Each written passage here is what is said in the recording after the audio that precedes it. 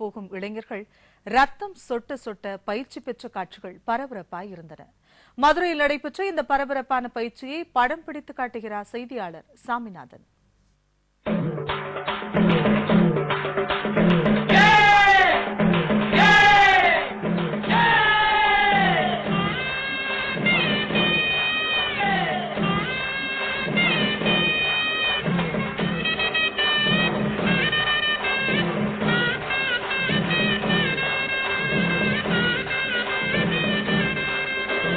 புகழ்பெற்ற ஜல்லிக்கட்டுக்கு நீங்க எந்த மாதிரி தயாராகி வர்றீங்க? நாங்கள் வருஷம் ஆலங்குளம் முடக்காத்தான் அந்த ஏரியாவில் இருந்து தனியாக ஒரு வாடி போட்டு பயலுக்கு பூரா பயிற்சி கொடுத்து வருஷம் முழுவதும் வாரத்தில் ஒரு நாள் 2 நாள் வந்து ரெண்டு நாள் வந்து விடாமல் பயலுக்கு பயிற்சி கொடுத்தா ஜல்லிக்கட்டுக்கு அனுமதி உள்ள கொடுப்பாங்க. பயிற்சி படாமல் எதுவுமே எந்த ஜல்லிக்கட்டுலையும் எந்த மாடையும் பிடிக்க முடியாது. பயிற்சி பட்டால்தான் எதையுமே ஒரு நல்லபடியாக மாடு பிடிக்க முடியும்.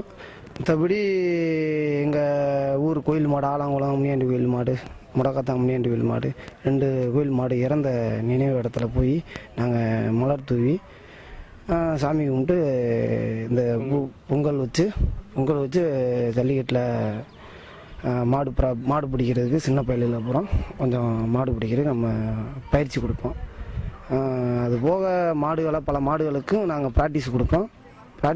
எங்கள் மாடுகள் அப்புறம் மாடும் ப்ராக்டிஸு, எங்கள் பயலுக்கும் ப்ராக்டிஸு. அதுபோக வந்து சின்ன பயலுடைய என்னுடைய ஃப்ரெண்டோ எல்லா பேர்த்துக்குமே நான் வந்து பயிற்சி கொடுத்து முழுவுடைய தயாரில். என்ன மாதிரி பரிசுகள்லாம் இது வரைக்கும் என்ன மாதிரி வாங்கிருக்கீங்க? இந்த வருஷமும் எந்த மாதிரி வாங்குவீங்கன்னு எதிர்பார்க்குறீங்க? போன வருஷம் எல்லாம் வாங்கியிருக்கேன். கிரைண்டரு, மிக்சி, சைக்கிள், தங்க காசு, வெள்ளி காசு, வெள்ளி சீல்டு, அலாவன்று பாலமட்டில் பல ப்ரைஸ் வாங்கியிருக்கேன்.